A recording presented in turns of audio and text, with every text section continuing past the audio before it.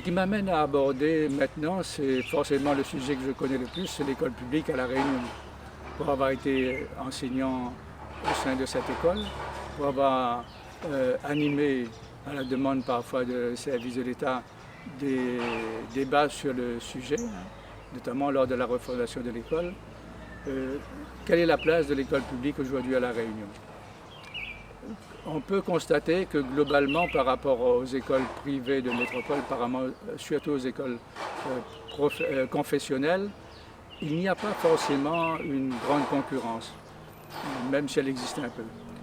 Aujourd'hui apparaissent beaucoup des écoles privées du type école Montessori, qu'on connaît avec, aussi par la pédagogie coopérative, dite aussi parfois pédagogie freinée, école freinée donc de ce côté-là, qui donne une certaine liberté aux enfants, une prise de parole, qui libère les enfants comme on dit aussi, voilà, de ce côté-là.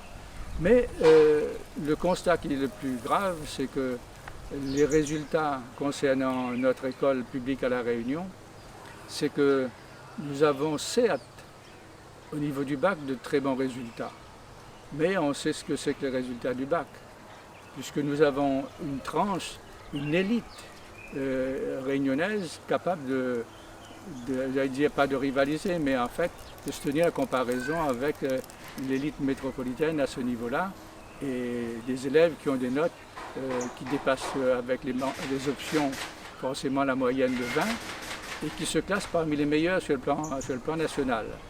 Et ça, c'est une petite frange. Mais si on va dans la classe intermédiaire, les résultats se restent moyens. Et puis on peut s'étonner d'un exemple quand en 1997, il y avait une grande grève dans l'éducation nationale, 3 mois sans école, et puis on a eu les meilleurs résultats au niveau du bac. Donc ça laisse interrogatif de ce côté-là. L'autre aspect de l'école à Réunion, si on regarde les résultats, on constate que nous avons, pour les évaluations de CE2 et de 6e, à peu près sur 20 ans, le même écart de 10 points. Ça veut dire qu'on ne progresse pas de ce côté-là.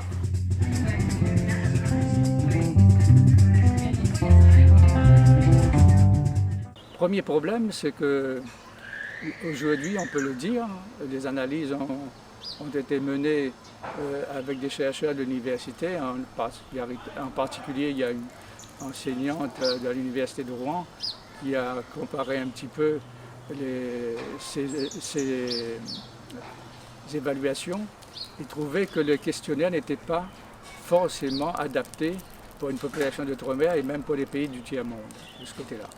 Donc il y a dans la conception de ce questionnaire des soucis.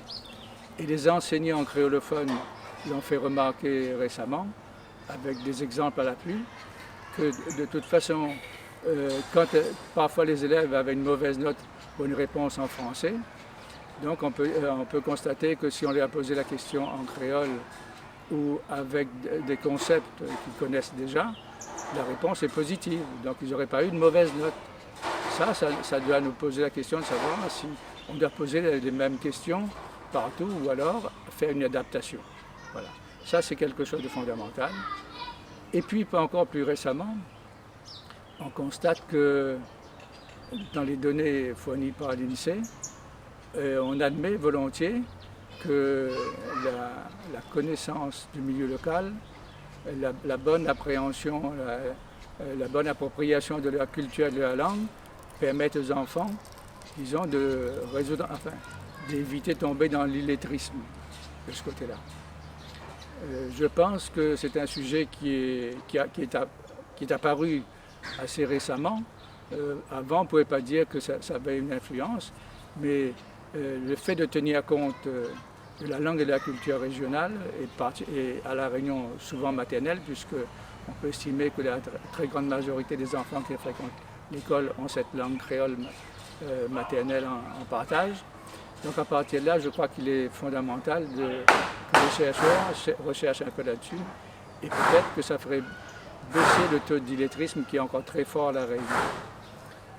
Et le dernier point que je voudrais aborder, c'est à propos toujours de cet enseignement local de l'histoire.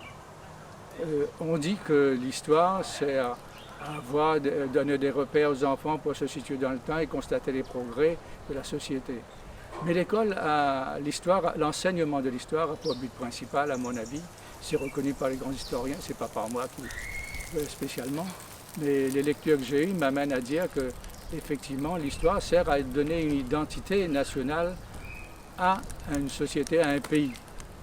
Et si on enseigne l'histoire à La Réunion comme l'histoire en métropole, en ne mettant pas en valeur ce qui valorise un peu la population qui vit ici, à partir de là, on ne peut pas dire que cet enseignement est bien fait. Et je crois que le sujet est en gros débat à l'heure actuelle, puisqu'on dit que l'enfant réunionnais ne connaît pas suffisamment son histoire, n'est pas fier de son histoire, et je crois que ça devrait changer. Donc l'école peut-elle être égalitaire dans une société inégalitaire? Je crois que c'est là qu'il faut aborder le sujet de cette manière-là et dire que si on veut progresser, il faut trouver une société plus juste, plus égalitaire à La Réunion, et peut-être à ce moment-là, l'école suivra le même chemin.